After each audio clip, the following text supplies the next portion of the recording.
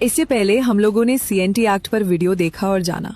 आज हम लोग इस वीडियो में संथाल परगना काश्तकारी अधिनियम यानी एसपीटी एक्ट के बारे में जानेंगे।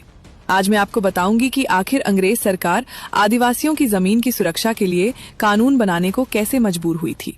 झारखंड में आदिवासी जमीन और पहचान की रक्षा के लिए दो सबसे बड़े ऐतिहासिक कानून माने जाते हैं, छोटा नागपुर काश्तकारी अधिनियम सीएनटी एक्ट और संथाल परगना काश्तकारी अधिनियम एसपीटी एक्ट। इन दोनों कानूनों का मुख्य उद्देश्य यही है कि आदिवासियों की जमीन गैर आदिवासियों के हाथों में न जाए और बाहरी लोगों, दिक्कू, जमींदारों तथा सूदखोरों द्वारा जमीन की लूट रोकी जा सके। सीएनटी एक्ट 11 नवंबर 1908 को लागू हुआ था और ये छोटा नागपुर क्षेत्र में प्रभावी है। वहीं एसपीटी एक्ट का शुरुआती कानून 1876 में आया था, लेकिन वर्तमान स्वरूप में संथाल परगना काश्तकारी अधिनियम 1949 में बना। ये संथाल परगना के 6 जिलों दुमका, देवघर, गोड्डा, पाकुड़, साहिबगंज और जामतारा में लागू है। अगर तुलना करें तो एसपीटी एक्ट 1876 में आया था, लेकिन सीएनटी एक्ट से लगभग 41 साल बाद प्रभाव में आया। इन कानूनों के पीछे आदिवासियों का बड़ा संघर्ष और बलिदान जुड़ा है।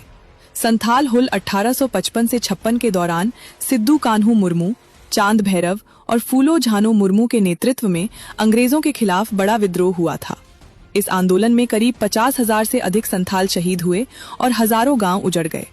वहीं सीएनटी एक्ट भगवान बिरसा मुंडा के उलगुलान आंदोलन 1895 से 1900 का परिणाम माना जाता है, जिसने अंग्रेजों को आदिवासी जमीन बचाने के लिए कानून बनाने पर मजबूर किया। इन दोनों कानूनों में सबसे बड़ा प्रावधान भूमि हस्तांतरण पर रोक है, यानी आदिवासी जमीन गैर आदिवासी को नहीं बेची जा सकती और न ही खरीदी जा सकती। एसपीटी एक्ट की धारा 20 के तहत जमीन की बिक्री, दान, बंधक या पट्टा देना पूरी तरह प्रतिबंधित है।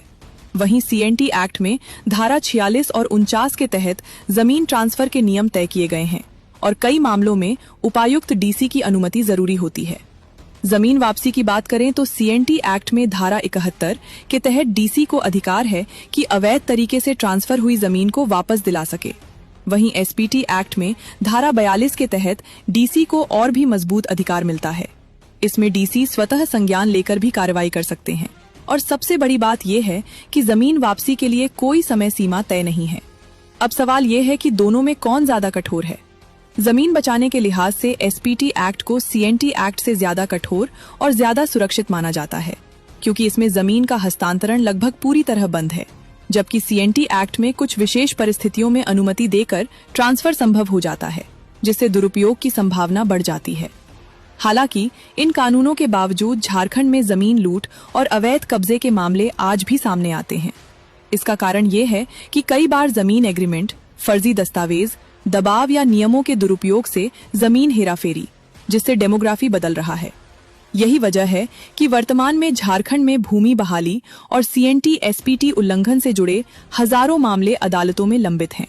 साफ है, सीएनटी और एसपीटी दोनों कानून आदिवासी जमीन के लिए सुरक्षा कवच हैं, लेकिन जमीन को पूरी तरह बचाने में एसपीटी एक्ट ज्यादा मजबूत और कठोर कानून माना जाता है। आखिर इन दोनों कानूनों का पालन कराने का काम कोई रोबोट या ऑटो सिस्टम नहीं, बल्कि इंसान ही करता है।